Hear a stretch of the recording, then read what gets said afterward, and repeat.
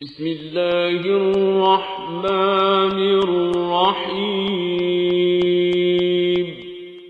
وَلَقَدْ يَسَّرْنَا الْقُرْآنَ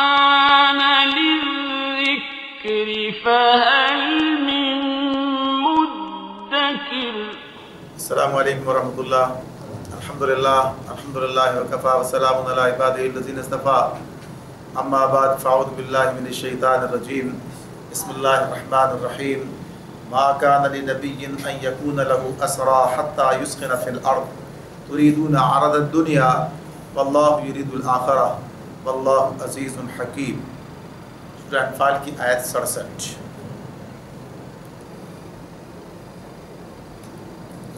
فرمایا اللہ رب العالمین نے کسی نبی کے لیے زیبا نہیں ہے کہ اس کے پاس قیدی ہوں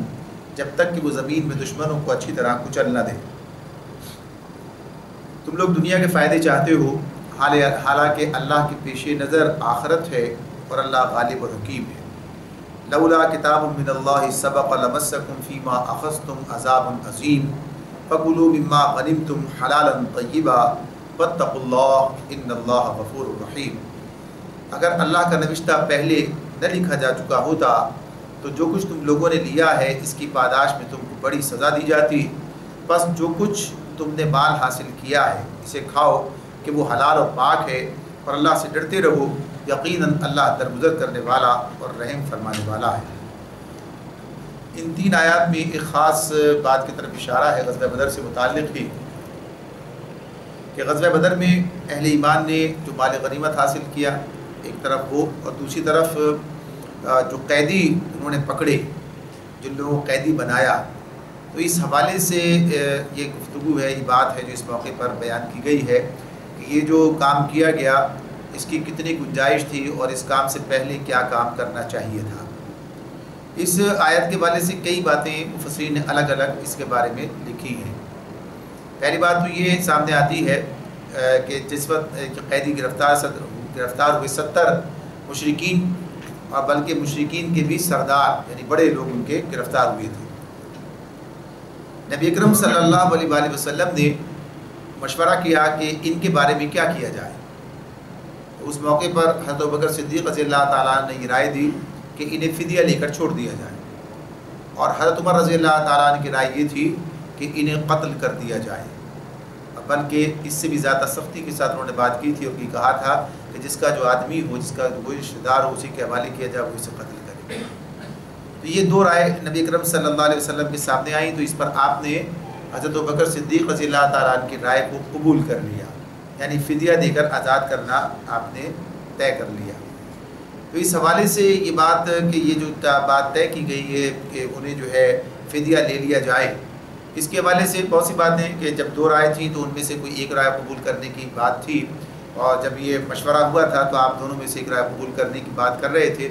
اور اس موقع پر آپ نے کہا بھی یہ کہ اگر یہ دونوں کسی ایک رائے پر متفق ہو جاتے تو میں اس کے خلاف نہ کرتا، بلکہ وہی رائے قبول کر لیتا جس پر یہ لوگوں کا اتفاق ہوتا۔ اب چونکہ اتفاق نہیں ہے اور دو الگ الگ آ رہے ہیں تو پھر اس میں سے کسی بھی ایک کو آپ نے منتخب کر لیا۔ نبی اکرم صلی اللہ علیہ وآلہ وسلم کا یہ عمل، اس پر اللہ رب العالمین کی جانب سے یہ آیات نازل ہو رہی ہیں اور ان پر یہ بات کی جا رہی ہے کہ یہ کام جو آپ نے کیا ہے یہ اللہ رب العالمین کے نزدیک پسندیدہ نہیں ہے۔ اس میں صرف نبی اکرم صلی اللہ علیہ وسلم کی بات نہیں ہے، بلکہ اہل ایمان کی جماعت کی بات ہو رہی ہے کہ یہ کام جو کیا گیا ہے، اس میں بعض لوگوں نے تو اس کو صرف خاص کیا ہے اس اعتبار سے کہ یہی جو فدیہ لے کر یہ جو طے کیا گیا تھا، اس معاملے پر جو ہے یہ بات کی گئی ہے، اس پر اعتراض کیا گیا ہے۔ جبکہ اس کے مقابلے میں دوسری بات جو سامنے آتی ہے جو زیادہ اس سے مطابقت رکھتی ہے، اس میں یہ بات ہے کہ یہ جو معاملہ کیا گیا، جیسے الفاظ قرآن مجید کے ہمارے سامنے آتے ہیں، کسی نبی کے لیے زیبا نہیں ہے کہ اس کے پاس قیدی ہوں جب تک کہ وہ زمین میں دشمنوں کو اچھی طرح کچل نہ دے۔ یعنی بنیادی طور پر جو بات پیش نظر ہے وہ یہ کہ کفر کی طاقت کو توڑا جائے، پہلا کام یہ۔ تو اس میں یہی بات جو ہے اس کو بنیاد بناتے ہوئے بات ہوئی ہے کہ جس وقت میں اللہ رب العالمین نے اہل ایمان کو فتح عطا فرمائی تو اس موقع پر اہل ایمان کا ایک گروہ جو ہے وہ غنیمت جمع کرنے میں لگ گیا، ایک گروہ تعاقب کرنے لگا پیچھے۔ اگر سب مل کر تعاقب کرتے یا سب مل کر جو ان کو مارتے اور پھر اس اعتبار سے ان کی طاقت کو اس موقع پر ختم کر دیتے تو صورتحال شاید یہ جو ہے کچھ اور ہوتی جو کہ اس کے بعد سامنے آتی ہے. یعنی غزوہ احد کے لیے پھر آ گئے چڑھ کر, تو اگر اسی وقت ان کی طاقت کو جو ہے وہ کچل دیا جاتا اور توڑ دیا جاتا تو یہ صورتحال جو ہے اس طرح کی نہیں ہوتی کہ جیسے کہ بعد میں نظر آئی. تو اللہ رب العالمین یہی بات کہتے ہیں, اور اسی بات کو ایک اور روایت سے بھی بات سامنے آتی ہے. سعد بن معاذ رضی اللہ تعالیٰ کی بات غالباً آتی ہے. سعد ہیں, کون سے سعد ہیں؟ تو سعد رضی اللہ تعالیٰ کے جب یہ لوگ جو ہے یعنی نبی اکرم صلی اللہ علیہ وسلم کے ساتھ ان کا مکالمہ سامنے آتا ہے کہ جب لوگ جو ہے یہ مال غنیمت جمع کر رہے تھے اور قیدیوں کو گرفتار کر رہے تھے, تو نبی اکرم صلی اللہ علیہ وسلم نے دیکھا کہ ان کے چہرے پر کچھ تکدر کے آثار ہیں, یعنی وہ اس بات کو پسند نہیں کر رہے تھے. تو اس موقع پر پھر نبی کرم صلی اللہ علیہ وسلم نے ان سے پوچھا سعد بن معاذ رضی اللہ تعالیٰ سے کہ کیا یہ عمل آپ کو پسند نہیں آ رہا ہے, لگتا ہے کہ یہ, تو انہوں نے کہا کہ جی یہ نبی کرم صلی اللہ علیہ وسلم نے کہا کہ بالکل ایسی بات ہے, یہ پہلا معرکہ ہے جس میں اللہ تعالیٰ نے اہل شرک کو شکست دلوائی ہے. اس موقع پر انہیں قیدی بنا کر ان کی جانیں بچا لینے سے زیادہ بہتر تھا کہ ان کو خوب کچل ڈالا جاتا, یعنی ان کو جو ہے اس اعتبار سے گویا کہیے کہ ان کی طاقت کو ختم کر دیا جاتا, تو یہ صورتحال نسبتاً مسلمانوں کے لیے زیادہ بہتر ہوتی. تو یہ بات جو اس حوالے سے بیان ہوئی ہے. اور یہ جو اس کے اندر ایک جملہ آتا ہے کہ اگر اللہ کا نوشتہ پہلے نہ لکھا جا چکا ہوتا تو جو کچھ تم لوگوں نے لیا اس کی پاداش میں تم کو بڑی سزا دی جاتی. تو اس سے مراد کیا ہے؟ اس سے جنگ بدر سے پہلے جو سورہ محمد میں اللہ رب العالمین نے جو احکامات نازل کیے ہیں, جو ابتدائی ہدایات قتال کے حوالے سے دی گئی تھی, ان میں یہ بات تھی کہ جنگی قیدیوں سے فدیہ وصول کرنے کی اجازت اس میں دی گئی تھی, لیکن اس کے ساتھ شرط یہ لگائی گئی تھی وہاں بھی کہ پہلے دشمن کی طاقت کو اچھی طرح سے کچل دیا جائے. تو جو الفاظ قرآن مجید کے وہاں پر سامنے آتے ہیں, حتی اذا اسخنتموہم فشدوا الوثاق فإنا منا بعد اما فداء حتی تضع الحرب اوزارہا, یعنی اس معاملے میں کہ یہ جو کام تم نے کرنا ہے اس وقت کے بعد ہے کہ جبکہ ان کی جنگی طاقت کو اچھی طرح سے کچل دیا جائے, توڑ دیا جائے. پھر اس کے بعد قیدی بنا کر ان کے ساتھ چاہے اس میں جو آیت میں بات آتی ہے چاہے فدیہ لے کر معاملہ کیا جائے, چاہے تبادلہ کر لیا جائے یا احسان کا معاملہ کیا جائے, تینوں باتیں اس حوالے سے جو ہے اس مقام پر آتی ہیں سورہ محمد کے اندر. تو چونکہ اللہ تعالیٰ نے اجازت دے دی تھی کہ فدیہ لیا جا سکتا ہے, ورنہ اگر اس بات کو اس طرح نہ دیکھا جائے بلکہ اسی تناظر میں دیکھا جائے جو کچھ اور لوگوں کی رائے ہے, ان کا خیال یہ کہ سورہ محمد کی یہ آیت جو ہے یہ اس کے بعد نازل ہوئی سے پہلے نازل نہیں ہوئی ہے. اگر پہلے نازل ہو چکی ہے تو ظاہر سی بات ہے کہ اجازت موجود ہے, اس لیے کوئی گناہ کا معاملہ نہیں ہے. صرف غلطی اتنی ہے کہ پہلے دشمن کی طاقت کو اچھی طرح کچلا نہیں گیا اور دشمن کی طاقت کو توڑا نہیں گیا اور غنیمت جمع کرنے اور قیدیوں کو پکڑنے کی فکر کی گئی ہے, یہ غلطی ہے. ورنہ قیدیوں کے معاملے میں فدیے کا جو معاملہ کیا گیا ہے یہ معاملہ جو ہے پرانی ہدایت کے مطابق ہی ہوا ہے, جو کہ سورہ محمد کے اندر اس کی اجازت موجود ہے. تو جن لوگوں نے اس کو سمجھا ہے کہ سورہ محمد بعد میں ہے, تو انہوں نے اس جملے کا کہ اگر اللہ کا نوشتہ لولا کتاب من اللہ سبق لمسکم, اس کی بات جو ہے کہ اللہ کا نوشتہ پہلے نہ لکھا جا چکا ہوتا, اس سے مراد یہ لی ہے کہ چونکہ اللہ نے یہ طے کر دیا تھا, یہ لوح محفوظ پر یہ لکھ دیا گیا تھا کہ نبی اکرم صلی اللہ علیہ وسلم ان کی امت کے لیے مال غنیمت کو حلال کر دیا گیا, اللہ کو آیت بھی فیصلہ کرنا تھا, اس لیے جو یہ رعایت دے دی گئی کہ اچھا تم نے حکم آنے سے پہلے یہ کام کر ڈالا, لہذا غلطی تو ہے مگر معاف کیا جا رہا ہے. تو اس صورت کے اندر بات یہ ہے کہ غلطی کا معاملہ زیادہ شدید ہو جاتا ہے کہ کوئی اجازت موجود نہیں تھی اور پھر یہ کام کیا گیا. اور اگر یہ سمجھ لیا جائے کہ سورہ محمد پہلے نازل ہوئی جیسے کہ معاملہ سامنے آتا ہے عام طور پر, تو سورہ محمد کے نازل ہو جانے کا مطلب یہ ہوگا کہ وہ آیت موجود تھی کہ جس میں قیدیوں سے فدیہ لینے کی اجازت دی گئی تھی. صرف بات یہ تھی کہ پہلے دشمن کو طاقت کو کچلا جائے. تو اس معاملے میں پھر وہ بات کیفیت اس کی اتنی شدت باقی نہیں رہتی. تو اس معاملے میں نبی اکرم صلی اللہ علیہ وسلم کے ذریعے سے اللہ تعالیٰ اہل ایمان کی جماعت کے سامنے یہ بات رکھتے ہیں کہ تمہیں اس معاملے میں بجائے اس کے کہ دنیاوی فوائد حاصل کیے جائیں, تمہیں اس بارے میں زیادہ فکر ہونی چاہیے کہ دشمن کی طاقت کو کچل دیا جائے تاکہ آئندہ پھر یہ اسلام کے خلاف کوئی اقدام کرنے کی قوت اس کے اندر موجود نہ رہے. لوگوں کو قتل کر دینا مقصود نہیں ہے, لوگوں کو گویا کہیے کہ اس طرح سے چھوڑ دینا یہ ناپسندیدگی کی بات نہیں تھی, بلکہ بات یہ تھی کہ جو لوگ آج تمہارے قابو میں آ گئے ہیں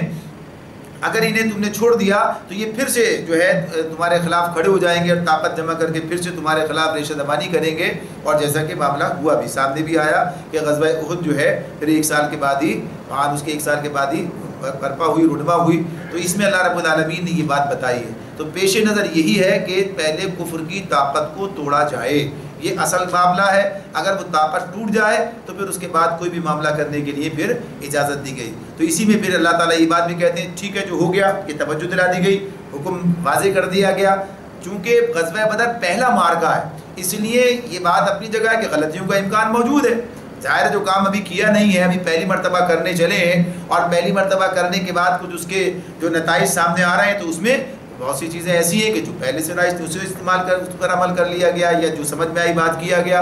اور بعض اوقات یہ کہ کوئی بات توجہ طلب تھی، توجہ اس طرح نہ رہی تو اللہ تعالیٰ نے توجہ دلا دی، بتا دی، اور اس کے بعد پھر ہمیشہ اسی پر عمل درآمد ہوتا رہا۔ تو اللہ تعالیٰ فرماتے ہیں کہ اب جو کچھ تم نے مال حاصل کیا اسے کھاؤ کہ وہ حلال اور پاک ہے، اور اللہ سے ڈرتے رہو۔ یعنی یہ مال جو تم نے، اب اس پر اللہ تعالیٰ کی گرفت اس حوالے سے نہیں ہے کہ یہ حرام ہے یا یہ غلط کام ہوا ہے، ایسا نہیں ہے، بلکہ بس ایک جو تم سے کوتاہی ہوئی ہے اس کی طرف توجہ دلا دی گئی۔ باقی مال غنیمت بھی تمہارے لیے حلال ہے، اور قیدیوں سے فدیہ لینا یہ بھی مال غنیمت کے اندر ہی شامل ہوتا ہے، یہ بھی تمہارے اوپر حلال ہے۔ پھر یہ بات اور آگے کسی مقام پر آ جائے گی کہ قیدیوں کے معاملے میں صرف یہی بات نہیں ہے جو اسلام نے اجازت دی ہے کہ یہ جو ہے صرف ان سے فدیہ لیا جائے، بلکہ اس کے لیے اور بھی چیزیں ہیں جو سامنے آئیں گی۔ سورہ محمد بھی جا کر اس کو دیکھ لیں گے اس وقت، یعنی فدیہ کا معاملہ اور احسان کا معاملہ اور قیدیوں کے تبادلے کی بات، یہ سب چیزیں اس کے اندر شامل ہیں۔ فرمایا کہ اللہ سے ڈرتے رہو، یقیناً اللہ درگزر کرنے والا اور رحم فرمانے والا ہے۔ یعنی اس تعریف کے بعد ان اللہ غفور الرحیم بتایا، تو اس کی بنیاد یہی بتا دیا گیا کہ اللہ تعالیٰ بات بات پر پکڑ کرنے والا نہیں ہے۔ ٹھیک ہے جو باتیں غلطی سے ہو گئی ہیں ان کی اصلاح کی جا رہی ہے، بتایا جا رہا ہے، ورنہ اللہ تعالیٰ تمہارے کام کی قدر کرتا ہے، اور جب مغفرت کا معاملہ ہوتا ہے تو یہ قدر کرنے کی بنیاد پر ہی ہوتا ہے کہ کوتاہیوں کو معاف کر دیا جائے۔ یا ایھا النبی قل لمن فی ایدیکم من الاسری ان یعلم اللہ فی قلوبکم خیرا یؤتکم خیرا مما اخذ منکم ویغفر لکم واللہ غفور الرحیم۔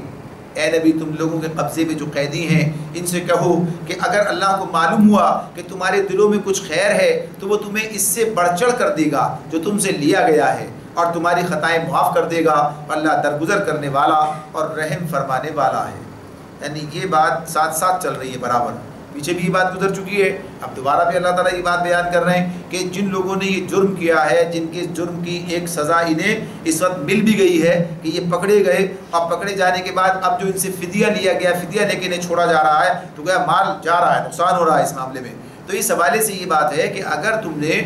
خیر کا معاملہ کیا، یعنی اگر تم نے بات کو سمجھ لیا، اسلام کو اختیار کر لیا، تمہارے دلوں میں خیر ہے، خیر سے مراد کیا ہے یہاں یہی کہ ایمان کا جذبہ پیدا ہو جائے، اسلام قبول کرنے کی بات جو ہے ان کے دل میں آ جائے، اسلام قبول کر لیں، تو جو کچھ تم سے لیا گیا، یعنی اس پر جب آدمی کچھ مال دیتا ہے تو اسے اس پر بڑی کراہت ہوتی ہے، اور ظاہر سی بات ہے کہ اس کے دل میں تنگی پیدا ہوتی ہے اور ایک انتقامی جذبہ بھی پیدا ہوتا ہے۔ تو اللہ تعالیٰ یہ بات کہتے ہیں کہ تمہیں اس سے بڑھ چڑھ کر اللہ دے دے گا اگر تم نے اس بات کو قبول کر لیا، اسلام لے آئے، اور تمہاری خطائیں بھی معاف کر دے گا، اللہ درگزر کرنے والا اور رحم فرمانے والا ہے۔ اس میں یہ بات بھی آتی ہے کہ عباس رضی اللہ تعالیٰ عنہ کے حوالے سے بیان کیا گیا ہے کہ ان کے بارے میں بھی کہ اس آیت کا اطلاق جو ہے ان کے حوالے سے بھی ہے۔ تو ظاہر ایک آیت مختلف حالات پر چشمہ ہو سکتی ہے، یہ بات بھی اپنی جگہ ہے۔ حضرت عباس رضی اللہ تعالیٰ عنہ بھی جو ہے اس موقع پر گرفتار ہوئے تھے، اور ان کے بارے میں یہ تھا کہ ایک بڑا مال لے کر آئے تھے مشرکین مکہ کے ساتھ میں، اور یہ تھا کہ لشکر یعنی راستے میں خرچ ہوگا، اور پھر اس موقع پر وہ مال جو ہے اس کے ساتھ ہی پکڑے گئے تھے۔ انہوں نے چاہا کہ یہ مال جو ہے فدیے میں لے لیا جائے، تو ایک طرف تو یہ بات نبی صلی اللہ علیہ وسلم کی طرف سے آ گئی کہ یہ مال فدیے میں نہیں لیا جا سکتے، تو غنیمت بن کر آ چکا ہے، اب تو فدیے کے طور پر الگ سے دینا پڑے گا۔ اور پھر اس میں وہ ساری باتیں جو ہیں اس کی تفصیل سامنے آتی ہے کہ پھر جو ہے آپ نے مزید کہا کہ اپنے دو بھتیجوں کا ان کا بھی فدیہ جو ہے آپ ہی دیں، اور انہیں اپنے مال کے کم ہونے کی شکایت کی، تو نبی صلی اللہ علیہ وسلم نے پھر بتایا کہ وہ مال یعنی آپ نے توجہ دلائی کہ جو تم اپنی بیوی کو دیا تھا، اور پھر اس موقع پر انہوں نے کہا کہ آپ کو کیسے معلوم جبکہ کسی کو بھی پتہ نہ تھا، تو کہا کہ مجھے رب العالمین نے اس کی خبر دی، یعنی اللہ تعالیٰ کی طرف سے آپ کو یہ بات بتائی گئی۔ یہ بھی گویا کہ کہیے کہ ان کی ہدایت کے لیے ایک سامان ہو گیا کہ انہیں اس بات کا اندازہ ہوا، حالانکہ نبی کرم صلی اللہ علیہ وسلم کے ساتھ ایک عقیدت رکھتے تھے، یہ جذبہ موجود تھا، تو کہا یہ جاتا ہے کہ اسی موقع پر اسلام گویا ان کے دل میں اتر گیا، اور شاید وہ اسلام کا اعلان بھی کر دیتے۔ تو اس کے لیے مختلف چیزیں ہیں جو بیان کی گئی ہیں، ایک تو یہ کہ بہت سا مال ان کا وہاں تھا موجود جسے وہ مشرکین سے واپس لینا چاہتے تھے، اور یہ بات بھی آتی ہے روایات میں کہ درمیان میں کسی موقع پر انہوں نے مدینے آنا چاہا، یعنی اسلام قبول کر کے جو ہے کہ وہاں سے یہاں آ جائیں، تو آپ نے اس وقت انہیں منع کیا. اور یہ ساری جو ہے یعنی مختلف قسم کی حکمتیں ہیں جو پیش نظر رہی ہیں. اور عباس رضی اللہ تعالیٰ کے بارے میں یہ بات ہے کہ انہوں نے اسلام کے لیے اور نبی کریم صلی اللہ علیہ وسلم کے حوالے سے جو خدمات ہیں وہ وہاں رہتے ہوئے بھی انجام دیے. اور ابو سفیان کے معاملے میں جس طرح عباس رضی اللہ تعالیٰ کا عمل سامنے آتا ہے کہ انہوں نے اس کے دل میں اسلام کا روب بٹھانے اور یہ سب کرنے، فتح مکہ کے موقع پر وہ ساری تفصیل اس کے اندر سیرت کی کتاب ملتی ہے، تو ان کا ایک اچھا کردار جو اس معاملے میں سامنے آتا ہے. اور وہ اسی حوالے سے وہ کہیے کہ جس کے دل میں اسلام اتر گیا ہے وہی اسلام کے ساتھ ایسی باتیں اس کے لیے کام کر سکتا ہے. تو یہ اللہ تعالیٰ ایک بہرحال اس میں تو ایک عمومی بات بیان کر دی گئی ہے کہ اگر کوئی نقصان ابھی ہو رہا ہے تو فکر مت کرو، اگر تم نے اپنا معاملہ درست کر لیا تو اللہ تمہیں اس سے بڑھ چڑھ کر دے دے گا. اور خود عباس رضی اللہ عنہ کے بارے میں یہ بات آتی ہے کہ وہ یہ بات کہتے تھے کہ یہ آیت جو ہے یہ مجھ پر بالکل صادق آئی ہے کہ یہ جتنا مال مجھ سے لیا گیا اس سے کہیں زیادہ، تو کہتے ہیں 20 غلام الگ الگ اتنا کاروبار کر رہے ہیں کہ 20,000 شرفی سے کم کاروبار کسی کا نہیں ہے، یعنی بہت کچھ اللہ تعالیٰ نے پھر انہیں اس کے بعد عطا کیا ہے. تو یہ بات کہ ایسا ہی ہوا جیسے اللہ نے کہا کہ جو لوگ اس کے بعد ایمان لائے تو اللہ نے انہیں نہ صرف وہ مال بلکہ اس سے کہیں زیادہ جو ہے انہیں برکت دے دی اور انہیں بہت کچھ حاصل ہو گیا. پھر اللہ تعالیٰ نبی صلی اللہ علیہ وسلم سے کہتے ہیں وَإِن يُرِيدُوا خِيَانَتَكَ فَقَدْ خَانُوا اللَّهَ مِن قَبْلُ فَأَمْكَنَ مِنْهُمْ وَاللَّهُ عَلِيمٌ حَكِيمٌ. لیکن اگر وہ تمہارے ساتھ خیانت کا ارادہ رکھتے ہیں تو اس سے پہلے وہ اللہ کے ساتھ خیانت کر چکے ہیں، چنانچہ اسی کی سزا اللہ نے انہیں دی کہ وہ تیرے قابو میں آ گئے. اللہ سب کچھ جانتا ہے اور حکیم ہے. یعنی اس وقت جو وعدے وعید کر کے جا رہے ہیں یا فدیہ دے کر جا رہے ہیں، اور جا کر ظاہر فدیہ لینے کا معاملہ صرف اس طرح نہیں تھا کہ بس فدیہ دے دو بعد میں جو دل چاہے کرو، یعنی یہ بات بھی ہوتی ہے کہ اپنے اسلام کے خلاف کوئی اقدام نہیں کریں گے، یعنی یہ بات بھی یہ وعدہ بھی کرنا ہوتا ہے. جب بات ہوتی ہے طے ہوتا ہے، کوئی صلاح ہوتی ہے، کوئی معاہدہ ہوتا ہے، تو فدیہ کے لین دین بھی ایک معاہدہ ہے کہ اس کے بدلے میں چھوڑا جائے. اس کا یہ گویا کہیے کہ تاوان ہے، ایک اس پر جرمانہ ہے جو فدیے کی صورت میں ہے، اور ساتھ ہی ساتھ یہ کہ یہ وعدہ بھی کرنا ہوگا. یعنی معاملہ جو ہے تو اگر کہا کہ اگر ہی تمہارے ساتھ خیانت کا ارادہ رکھتے ہیں تو کوئی پرواہ کی بات نہیں ہے، اس سے پہلے اللہ کے ساتھ خیانت ہو چکی ہے، یعنی جو ایمان نہ لا کر یہ معاملہ ہے. دوسری بات یہ کہ جس طرح اللہ تعالیٰ کی گرفت میں یہ آج ہیں کہ اللہ نے آج انہیں تمہاری گرفت میں دے دیا ہے، تو کل بھی اللہ کی گرفت سے باہر نہیں جائیں گے، اللہ پھر انہیں تمہارے حوالے کر دے گا، یعنی پھر ان کے ساتھ یہ معاملہ اسی طرح سے ہو جائے گا. لہذا کوئی فکر کی بات نہیں، آپ اپنے اعتماد کے ساتھ اپنا کام کرتے چلے جائیے. نبی کرم صلی اللہ علیہ وسلم سے اللہ تعالیٰ یہ بات کہتے ہیں ان الذین آمنوا وہاجروا وجاہدوا باموالہم وانفسہم فی سبیل اللہ والذین آووا ونصروا اولئک بعضهم اولیاء بعض والذین آمنوا ولم یہاجروا ما لکم من ولایتہم من شیء حتی یہاجروا وان استنصروکم فی الدین فعلیکم النصر الا علی قوم بینکم وبینہم میثاق واللہ بما تعملون بصیر. فرمایا اللہ تعالیٰ نے کہ جن لوگوں نے ایمان قبول کیا اور ہجرت کی اور اللہ کی راہ میں اپنی جانیں لڑائیں اور اپنے مال کھپائے، اور جن لوگوں نے ہجرت کرنے والوں کو جگہ دی اور ان کی مدد کی، وہی دراصل ایک دوسرے کے ولی ہیں. رہے وہ لوگ جو ایمان تو لے آئے مگر ہجرت کر کے دارالسلام میں یعنی مدینے نہیں آئے، تو ان سے تمہارا ولایت کا کوئی تعلق نہیں جب تک کہ وہ ہجرت کر کے نہ آ جائیں. ہاں اگر وہ دین کے معاملے میں تم سے مدد مانگے تو ان کی مدد کرنا تم پر فرض ہے، لیکن کسی ایسی قوم کے خلاف نہیں جس سے تمہارا معاہدہ. یہ ایک بڑا کہیے کہ اس میں جو بات اس آیت کے اندر بیان بتائی جا رہی ہے، یعنی اسلام کا جو نظام ہے، اسلام کا جو دستور ہے، یعنی اس کے جو قوانین ہیں اس کے جنگ کے اور معاہدات کے اور اس اعتبار سے صلح کے، اس کے اندر ایک بہت اہم دفعہ ہے جس کا اس آیت کے اندر ذکر کیا گیا. اس میں اللہ رب العالمین یہ بات بتا رہے ہیں کہ جن لوگوں نے ایمان لانے کے بعد ہجرت کی، اور ہجرت کے ساتھ ظاہر سی بات ہے کہ اللہ کی راہ میں جانیں بھی لڑائیں اور مال کھپائے، اور پھر یہاں جو لوگ موجود تھے پہلے سے انصار، ان کے والے سے کہ یہ سب کا مجموعہ جو ہے ان کے بارے میں بتایا کہ یہ ایک دوسرے کے ولی ہیں، یعنی ان کا جو آپس کا تعلق ہے ولایت کا، یہ ولایت کا تعلق ان کا آپس میں ہے. لیکن جن لوگوں نے ہجرت نہیں کی بلکہ وہ دارالکفر ہی میں رہے اور دارالاسلام کے اندر نہیں آئے، جبکہ دارالاسلام میں آنے کا انہیں حکم دیا گیا ہے، جبکہ اور گویا کہیے کہ یہ صورتحال اس اعتبار سے سامنے آتی ہے کہ اس موقع پر ایمان اور کفر کا معیار اسی کو بنا دیا گیا تھا، یعنی لوگ ہجرت کر کے یہاں پر ہیں الا یہ کہ وہ مجبور ہوں، یعنی نہ آ سکتے ہوں، ایسی حالات کا شکار ہوں، ایسے جبر کا شکار ہوں، ان کی بات دوسری ہے. باقی لوگوں کے لیے یہ بات تھی کہ انہیں بہرحال ہجرت کر کے مدینے آنا ہے، دارالسلام کے اندر آنا ہے، اور اس یہاں پر جو مسلمان ان کے ساتھ مل کر اب اس جد و جہد کو آگے بڑھانا ہے کہ جو سارے لوگ کر رہے ہیں۔ تو اسی اعتبار سے گویا کہیے کہ ان کے بارے میں بتایا جا رہا ہے کہ جو لوگ وہاں پر رہ گئے اب ان کا آپ سے ولایت کا کوئی تعلق نہیں ہے، یعنی جو ولی کی بات یہاں پر ہے اس اعتبار سے کہ اس میں کئی باتیں بیان ہوئی اس حوالے سے بھی کہ یہاں ولی جو ہے وارث وراثت کے حوالے سے ہے کہ وراثت میں ان کو حصہ نہیں ملے گا، یہ معاملات ہوں گے، بلکہ یہ بات بھی اپنی جگہ پر ہے، بلکہ اس کا اطلاق وسیع معنوں کے اندر کیا جائے گا، وسیع معنوں میں کہ جو آپس کے تعلقات کی نوعیت ہے، جو ایک دوسرے کے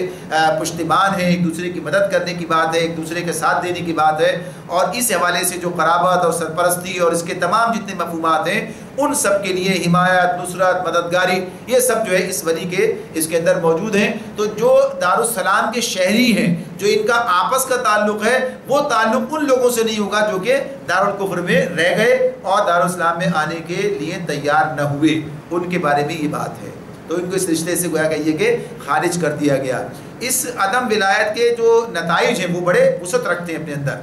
اور اس میں یہ بات ساری ہے کہ دارالکفر کے اندر جو لوگ رہ جائیں گے، دارالاسلام کے اندر ہجرت نہیں کریں گے، تو یہ جیسے بات ہوئی کہ وہ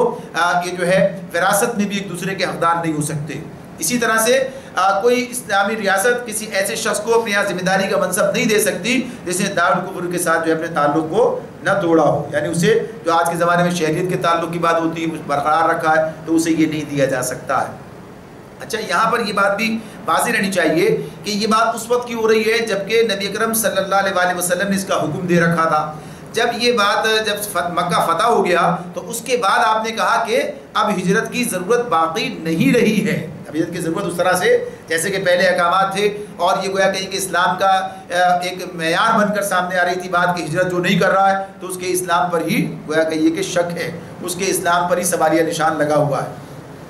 لیکن جب یہ معاملہ ختم ہو گیا، مکہ فتح ہو گیا اور اب عرب کے بڑے حصے کے اندر اسلام نافذ ہو گیا، تو اب اس کے بعد لوگوں سے یہ مطالبہ نہیں تھا کہ وہ ہجرت کر کے مدینے کی طرف آئیں، بلکہ اب جو جہاں پر موجود ہے وہ اسی مقام پر وہاں پر رہنے کی اجازت اسے دے دی گئی ہے۔ اور پھر اسی کے ساتھ ساتھ یہ بات بھی اس طرح ہے، اب اس میں جیسے کہ آگے اس کے بنیاد پر بہت سارے احکامات نکالے گئے کہ آج کی دور میں کیا ہوگی صورتحال، کیا اس کے بعد یہ معاملہ ختم ہوا، اب یہ کیا ہوگا۔ تو جب ایسے حالات پیدا ہو جائیں جیسے کہ اس جد و جہد کے اندر پیدا ہوئے تھے کہ مدینہ ہی ایک دارالسلام بن گیا تھا اور یہاں رہتے ہوئے اہل ایمان جو جد و جہد کر رہے تھے اور ساری طاقت ایک ہی جگہ پر مجتمع کرنی بھی مقصود تھی، اور دوسرے جگہوں پر رہتے ہوئے نہ صرف یہ کہ اسلام پر عمل درآمد ممکن نہیں تھا، دوسری طرف یہ کہ جو لوگ یعنی جو کافر ہیں، مشرک ہیں، ان کا ساتھ بھی دینا پڑتا تھا بعض معاملات کے اندر، جیسے قبائلی جنگوں کا معاملہ تھا، انہیں آنا پڑتا تھا اہل ایمان کے ساتھ، اہل ایمان کے مقابلے میں اہل کفر کے ساتھ آنا پڑتا تھا۔ سورہ نساء کے اندر یہ بات ساری ہم پڑھ کر آئے پیچھے، تو اس حوالے سے یہ بات اپنی جگہ پر موجود ہے کہ اگر پھر کبھی ایسے حالات پیدا ہو جائیں تو پھر اس حکم کا اطلاق اسی طرح سے اس مقام پر بھی کیا جائے گا۔ تو یہاں پر یہ بات بتا دی کہ ہاں یہ جو ہے اس کی ذمہ داری اہل ایمان نہیں لیں گے، ان لوگوں کی جو کہ اپنی مرضی سے وہاں پر رہ گئے ہیں، یعنی دارالکفر کے اندر رہ گئے۔ البتہ یہ بات ان کے حوالے سے اللہ تعالیٰ کہتے ہیں کہ اگر دین کے معاملے میں وہ تم سے مدد مانگے تو ان کی مدد کرنا تم پر فرض ہے، یعنی ویسے تو بتا دیا کہ شہریت کے حقوق میں نہیں ملیں گے، فراست ان کے ساتھ نہیں ہوگی، اور اس حد تک بھی معاملات ہیں کہ جب وہ اعلیٰ دور کی بات ہے تو اس کے اندر شادی بیاہ کے قوانین معاملات بھی نہیں ہو سکیں گے۔ تو یہ تمام معاملات کے بعد یہ بات البتہ رعایت مزید دی گئی ہے کہ اتنا قبول کیا گیا کہ دین کے معاملے میں تم سے مدد مانگے تو ان کی مدد کرنا تم پر فرض ہے، لیکن کسی ایسی قوم کے خلاف نہیں جس سے تمہارا معاہدہ ہو، یعنی اس معاملے میں بھی معاہدات کی پابندی کرنی ہوگی، معاہدات کی پابندی کرنی ہوگی۔ تو اس معاملے میں یہ بات ہمارے سامنے رہنی چاہیے کہ معاہدے کی جتنی پابندی کا لفظ کی بات ہمارے سامنے آتی ہے، پیچھے بھی گزری ہے اور کہا ہے کہ معاہدے کے اندر کسی خطرہ ہو تو معاہدہ ختم کرنے کی اجازت ہے، لیکن معاہدے کی خلاف ورزی کرنے کی اجازت نہیں ہے۔ تو اس معاملے میں جب اسلامی ریاست کوئی معاہدہ کرنے جاتی ہے تو اس وقت بھی وہ یہ بات دیکھتی ہے کہ کوئی ایسا معاہدہ نہ کیا جائے کہ جس کے اندر اسلام کے مسلمانوں کے مفادات پر زد پڑتی ہو، یعنی بات تو یہی ہے۔ بعض اوقات ایسے معاہدات کر لیے جاتے ہیں غیر اسلامی ریاستوں سے آج کے دور کے اندر، تو بات ہمارے سامنے کہ جس کی زد پڑتی ہے اسلام پر ہے، مسلمانوں پر، اور بعد میں پھر کہیے کہ اندرون خانہ اس کی خلاف ورزی کی جائے تو یہ درست نہیں ہوتا ہے معاملہ، یعنی پہلی بات تو معاہدہ ہی نہیں کرنا وہ ایسا ہے جس کے یہ نتائج سامنے آئے کہ مسلمانوں کے اسلام کے خلاف وہ چلا جائے، بلکہ علل اعلان ایسے معاملات کے اندر اپنی رائے جو ہے وہ ظاہر کرنی چاہیے اور معاملات کو اسی درجے میں رکھنا چاہیے، اس درجے میں ان کو رہنا چاہیے اسلام کے مسلمانوں کے مفادات کے حوالے سے۔ تو لیکن اگر معاہدات کر رکھے ہیں تو پھر ان معاہدات کے معاملے میں پوری پابندی کرنی پڑے گی، پوری پابندی کرنی پڑے گی۔ اس کی ایک مثال ہمارے سامنے آتی ہے، آپ دیکھیے کہ جب صلح حدیبیہ ہوئی تو صلح حدیبیہ کے اندر یہ بات تھی کہ اگر کوئی آدمی مسلمان ہو کر آپ کے پاس آ جائے گا تو آپ اسے واپس کریں گے، آپ اسے واپس کر دیں گے، اور ہمارے پاس آئے گا تو واپس نہیں کریں گے۔ اب ایک تو ابو جندل رضی اللہ تعالیٰ کا معاملہ آتا ہے، اسی موقع پر سامنے آ گئے تھے اور کہنے کے باوجود انہوں نے آپ کے حوالے نہیں کیا کہ ابھی معاہدہ مکمل نہیں ہوا ہے سب کچھ۔ بہرحال چونکہ بات چیت ہو چکی تھی آپ نے واپس کیا۔ پھر اس کے بعد ایک اور جو ہے مسلمان جو ہوئے ابو بصیر رضی اللہ تعالیٰ، جب وہ مسلمان ہوئے تو وہ پھر جب جو ہے کہیے کہ واپس آ گئے ادھر مکے مدینے آ گئے وہاں سے بھاگ کر، تو پھر انہیں لینے کے لیے وہ آ گئے وہاں سے دو آدمی وہاں لے کر لینے کے لیے آ گئے، اور انہوں نے جو ہے یہ مطالبہ کیا کہ آدمی ہمارے حوالے کیا جائے، اور نبی کریم صلی اللہ علیہ وسلم نے انہیں ان کے حوالے کر دیا۔ اور پھر جب وہ واپس لے کر چلے تو انہوں نے ان کے ساتھ معاملہ کیا، ایک آدمی کو مار ڈالا، دوسرا آدمی بھاگ کے واپس آیا، تو ابو بصیر بھی آ گئے، تو آپ نے کہا کہ تم جنگ کی آنچ بھڑکانا چاہتے ہو، گویا کہیے کہ آپ نے معاہدے کی پابندی کرنے کا حکم دیا۔ وہ وہاں سے چلے گئے اور جا کے کسی اور جگہ اپنا ٹھکانہ بنا لیا، ابو جندل بھی وہیں آ گئے اور یہ بھی وہیں پہنچ گئے۔ تو بہرحال یہ بات تھی کہ اب وہاں الگ جانے کے بعد اب نبی صلی اللہ علیہ وسلم کی کوئی ذمہ داری نہیں ہے، مدینے کی ریاست کے اندر اگر کوئی آئے گا تو پابندی ہے، یعنی جیسے واپس کیا ہے، لیکن اگر اس کے علاوہ ہے تو سب کی پابندی کوئی یعنی اس کو جو ہے قبول کرنے کی بات نہیں ہے۔ جو ہمارے دائرے کے اندر ہے، اس ریاست کے اندر ہے، اس حوالے سے ساری پابندیاں ہوں گی۔ تو یہ معاہدات ہیں، اصول ہیں، ضابطے ہیں، قاعدے ہیں، یہ سب جو ہے ہمارے سامنے رکھے گئے اور نبی صلی اللہ علیہ وسلم نے اس پر عمل کر کے ہمیں دکھایا بھی ہے۔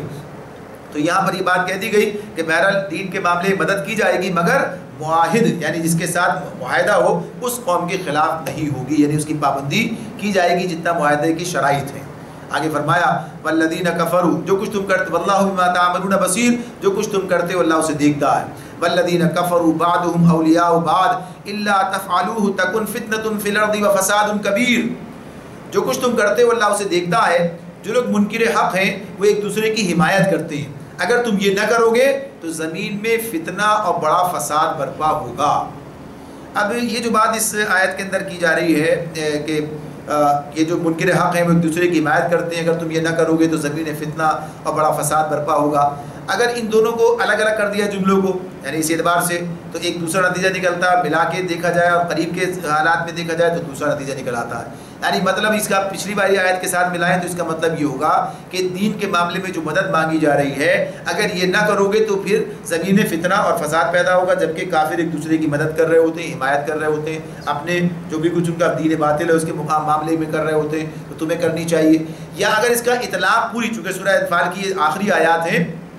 اگر اس کا اطلاق پیچھے والی تمام ہدایات پر کیا جائے کہ جتنی چیزیں تمہیں بتائی گئی ہیں، جتنے کام تمہارے حوالے کیے گئے، جو ذمہ داریاں تمہاری لگائی گئی ہیں، اگر تم یہ سارے کام نہیں کرو گے، جتنے کے سارے کے پیچھے ہمارے سامنے ہدایات ہیں، جس میں یہ ہدایت بھی ہے کہ ان کے ساتھ لڑو یہاں تک کہ فتنہ باقی نہ رہے اور دین پورا کا پورا اللہ کے لیے ہو جائے، یہ ہدایت بھی موجود ہے اس کے اندر۔ تو یہ جتنی بھی ہدایت اگر وہاں تک اس کو لے جائیں تو پھر اس کا مطلب یہی ہے، اور یہ بات اپنی جگہ ہے کہ لے جائیں یا نہیں لے جائیں، بات تو یہی ہے کہ اگر ہدایات پر عمل نہ کیا جائے بات وہیں تک چلی جائے گی، چاہے اس آیت کی بنیاد پر جائے یا ویسے اس کو دیکھیں کہ اگر ان ہدایات پر جو اللہ تعالیٰ نے ہمیں دے چکے ہیں ہم اب پوری طرح عمل نہیں کریں گے تو نتیجہ کیا نکلے گا؟ فتنہ و فساد جو معاشرے کے اندر موجود ہے، اس وقت دنیا کے اندر زمین پہ موجود ہے۔ اور آج اس فتنہ و فساد کی وجہ یہی ہے کہ آج دنیا کے اندر اسلام کی وہ بالادستی موجود نہیں ہے، یا اس مسلمانوں کی وہ جو کہ یہ کہ امت کا وہ تصور اور وہ اس کے لیے جدوجہد اور دنیا سے فتنہ و فساد کو مٹانے کے لیے جو کچھ انہیں کرنا چاہیے اس درجے میں اگر وہ کام کریں تو وہ نتیجہ خیز ہو، تو یقیناً دنیا سے فتنہ و فساد کا خاتمہ ہو جائے گا۔ تو اس حوالے سے یہ بات اس کا اطلاق وہاں تک ہو جائے گا۔ آگے فرمایا والذین آمنوا وہاجروا وجاہدوا فی سبیل اللہ والذین آووا ونصروا اولئک هم المؤمنون حقا لهم مغفرۃ ورزق کریم والذین آمنوا من بعد وہاجروا وجاہدوا معکم فاولئک منکم واولو الارحام بعضهم اولی ببعض فی کتاب اللہ ان اللہ بکل شیء علیم۔ جو لوگ ایمان لائے اور جنہوں نے اللہ کی راہ میں گھر بار چھوڑے اور جدوجہد کی اور جنہوں نے پناہ دی اور مدد کی وہی سچے مومن ہیں، ان کے لیے خطاؤں سے درگزر ہے اور بہترین رزق ہے۔ اور جو لوگ بعد میں ایمان لائے اور ہجرت کر کے آ گئے اور تمہارے ساتھ مل کر جدوجہد کرنے لگے وہ بھی تم ہی میں شامل ہیں، مگر اللہ کی کتاب میں خون کے رشتہ دار ایک دوسرے کے زیادہ حقدار ہیں، یقیناً اللہ ہر چیز کو جانتا ہے۔